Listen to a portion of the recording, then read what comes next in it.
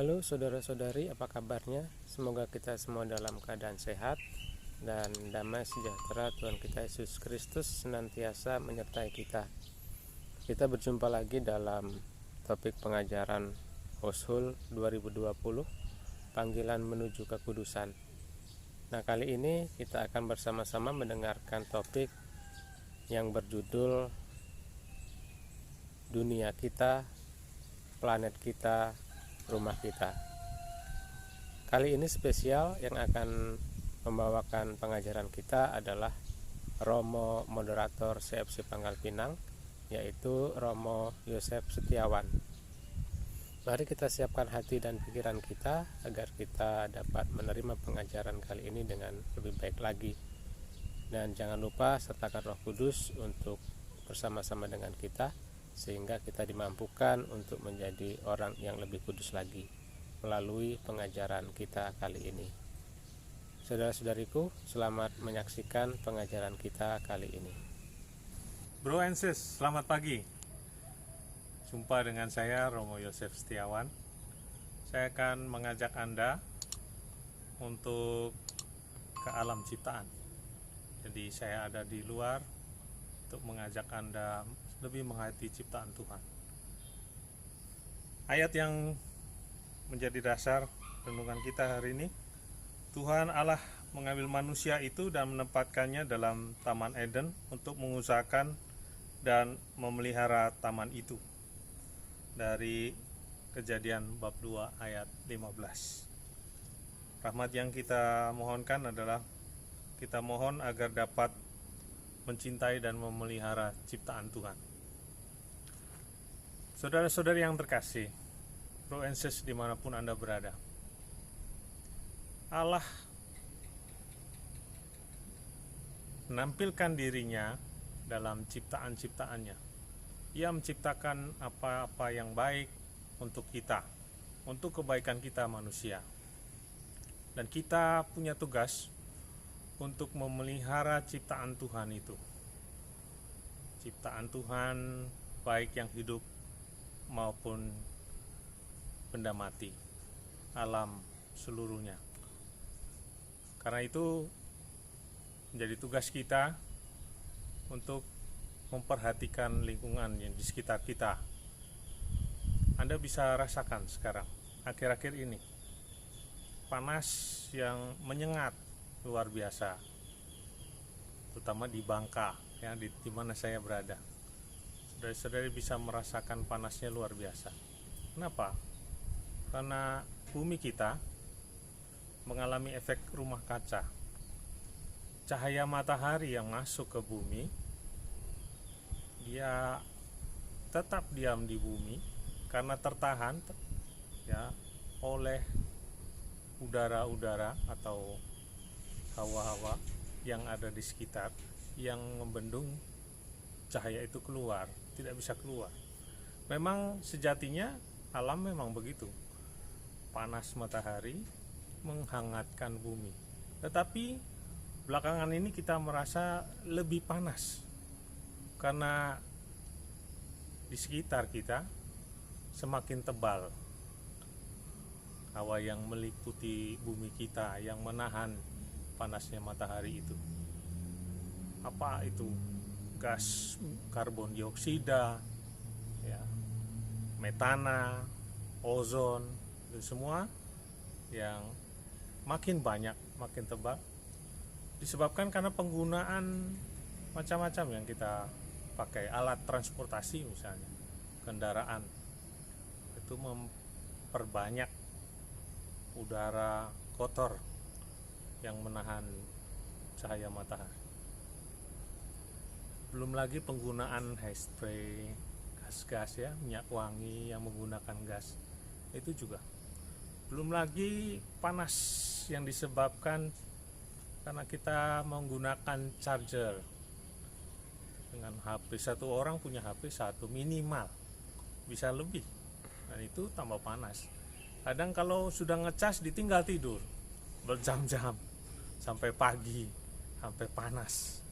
Kadang-kadang tidak jarang meledak, ada atau paling tidak melembung, itu tanda panas. Bahkan setelah ngecas kita lupa untuk mencabut charger itu dari colokan, ya. Nah, itu juga mengeluarkan panas sehingga bumi kita makin panas. Maka saya mengajak Anda semua, mumpung lagi di rumah, kita semua karena pandemi corona ini, ya, berada di rumah, kita prihatin dengan keadaan lingkungan. Di tempat lain saudara-saudara kita mengalami banjir, tanah longsor, itu karena perubahan iklim. Dan harusnya ini sudah musim panas, tapi kok hujan kadang-kadang deras dan melebihi dari biasanya. Maka mari kita bersama keluarga coba membicarakan tentang lingkungan hidup. Yang pertama, mari kita diskusikan tentang lingkungan hidup. Bisa melalui film misalnya. Anak kita dan anggota keluarga kita ajak nonton film sambil diskusi film. Saya merekomendasikan film Semesta. Nah, film yang lagi viral. Saudara-saudari, ini sutradaranya Hairunisa, produser Nicholas Saputra dan Mandi Marahimin. Film yang bagus, menceritakan tentang 7 tokoh penggiat lingkungan hidup. Dari tempat yang berbeda, dari agama yang berbeda, tapi satu, mereka melestarikan lingkungan.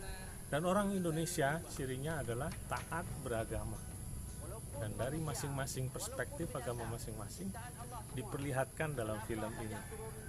Tokoh pertama Cokorda Raka Kertiasa, itu orang Bali. Dia seorang tokoh budaya di Ubud, Bali. Dia mengajak umatnya, umat Hindu, untuk merayakan Hari Raya Nyepi. Kita tahu Hari Raya Nyepi, mereka tidak bekerja, ya lockdown lah, ya seperti itu, tidak buat apa-apa, ya di rumah saja, ya. Dan itu efeknya luar biasa, mengurangi emisi harian, ya. Banyak sekali emisi yang berkurang ketika melakukan Hari Raya Nyepi. Tokoh kedua, Agustinus Pius Inam, Kepala Dusun Sungai Utik, Kalimantan Barat. Ini mengajak masyarakat untuk memelihara bumi ini, karena tanah ini ibu, air itu darah. Dia berada di hutan Kalimantan dan memelihara jangan sampai ada penebangan liar. Tokoh ketiga, Romo Marcellus Hasan. Beliau tugas di Bea Muring di Nusa Tenggara Timur. Dia membuat PLN tenaga mikrohidro. Ya, PLN bukan dari genset, bukan dari motor yang digerakkan oleh bahan bakar, tapi dia menggunakan air, ya, air dari alam. Tokoh keempat, Almina Kacili, kepala wanita gereja di Kapacol, Papua, mengajak kita untuk melakukan sasi kearifan lokal. Di para nelayan itu ada tradisi selama 6 bulan sampai 1 tahun, itu biasa kurun waktu sasi itu tidak mengambil sumber daya alam, ya, stop. Nah, ini kebijakan lokal yang luar biasa. Yang kelima, Muhammad Yusuf, seorang imam di desa Pameo, Aceh. Ya, ini juga menjaga supaya tidak menebang menebang hutan secara liar, ya. Karena dengan itu tempat hunian atau habitat gajah akan terganggu. Jadi jangan salahkan gajah kalau gajah masuk ke area pemukiman penduduk. Jangan lalu penduduk membuat jebakan untuk gajah itu membunuh rame-rame karena gajah masuk ke area penduduk. Justru manusia penyebabnya, sehingga gajah harus keluar dari habitatnya karena tidak nyaman di hutan. Dia harus lari dari hutan. Maka itu kita harus memelihara hutan. Begitu ajakan Muhammad Yusuf. Yang keenam, Iskandar Waworuntu. Ini mempraktekkan praktek taib ilmu permakultur. Beliau di Yogyakarta. Beliau juga mengajak orang, mendidik orang untuk melestarikan alam dengan cara bertanam yang baik. Ya, ada prinsip-prinsip yang dia tawarkan. Dan beliau menghasilkan tokoh yang ketujuh, Soraya Cassandra. Ini juga pernah ikut di Yogyakarta pendidikan bersama Pak Iskandar. Bernama Soraya Cassandra, pendiri kebun Kumara, Jakarta. Dia bercocok tanam di area yang terbatas, tapi dengan teknik yang sehat lingkungan dan menghasilkan uang juga. Maka mari saudara-saudari diskusikan ini bersama keluarga. Film yang bagus, bisa lewat film kita diskusikan tentang lingkungan hidup. Tindakan kedua yang saya usulkan kepada Anda, tentukan prioritas. Tindakan apa yang keluarga ingin lakukan. Misalnya, ya, di keluarga saya mau tidak menggunakan plastik atau mengurangi plastik. Maka ketika saya ke pasar belanja, bawa kantong dari kain atau kertas, ya. Atau saya mau mengurangi botol-botol plastik, maka setiap kali kalau saya acara saya bawa botol sendiri dari rumah. Itu kami pernah alami di Keuskupan Pangkal Pinang. Ya, komisi-komisi berkumpul mengadakan acara, lalu panitia mengatakan diminta untuk membawa botol. Ya, kalau tidak bawa botol berarti tidak minum. Kalau tidak disediakan, biasanya disediakan botol-botol air minum mineral atau gelas-gelas air mineral. Habis itu dibuang sembarang, ya, plastik banyak. Maka untuk mengurangi, ya, kami pula pernah menerapkan itu di Lavita, tempat pembinaan kaum muda, ya, Komisi Kepemudaan Pangkal Pinang punya tempat outbound, dan setiap peserta diminta untuk membawa botol air sendiri. Kalau isi ulang, kita yang menyiapkan isi ulangnya, mereka bawa botolnya, sehingga mengurangi penggunaan plastik. Itu, tentukan prioritas. Yang ketiga, beri contoh untuk anak-anak. Nah, ini yang sulit, ya, kebiasaan orang pulau ini buang sampah itu di sungai karena dia pikir, oh ini pasti ngalir, pasti hanyut oleh air, jadi nggak perlu pusing. Nah, saya pernah tinggal suatu paroki, saya tanya, ya, tukang masak di pastoran, buangnya kemana sampah itu? Oh, buang aja ke sungai. Oh, jangan, saya bilang, jangan buang sampah di sungai. Karena itu membuat penimbunan sungai makin cetek, dangkal, banjir di situ terjadi. Ya, jangan pikir selalu bisa hanyut nanti.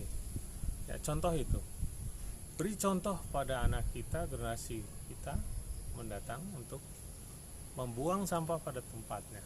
Misalnya, nah, coba itu orang tua di rumah beri contoh kepada anak. Saudara-saudari, yang keempat sekarang. Yang keempat adalah pergi keluar. Ayo keluar, ya. Oke, ada masa Covid, tentu saja tetap jaga protokol. Ajak keluarga Anda keluar, misalnya bersepeda. Ini lagi tren di Jakarta, di Pangkal Pinang, di mana-mana, ya. Maka yang punya toko sepeda senang, ini laku sepedanya. Nah, pergi keluar, ajak anak Anda, ya, sekeluarga itu bersepeda sambil menikmati alam.